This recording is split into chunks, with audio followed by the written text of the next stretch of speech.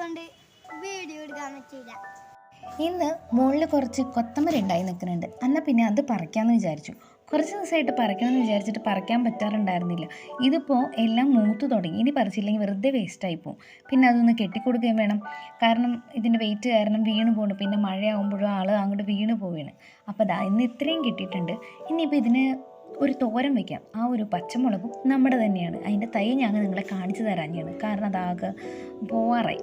അപ്പോൾ നമുക്കിതിന് ചെറിയ ഉള്ളി, കുറച്ച് വെളുത്തുള്ളി, പച്ചമുളക്, പിന്നെ കൊത്തമര കുനുകുനാന്നരിഞ്ഞത്, കുറച്ച് തേങ്ങ. ഇനി വെളിച്ചെണ്ണയിലേക്ക് കടുക് ഇട്ട് പൊട്ടിച്ചതിന് ശേഷം ചെറിയുള്ളിയും വെളുത്തുള്ളിയും പിന്നെ പച്ചമുളക് ഇട്ട് നന്നായിട്ട് മിക്സ് ചെയ്യുക.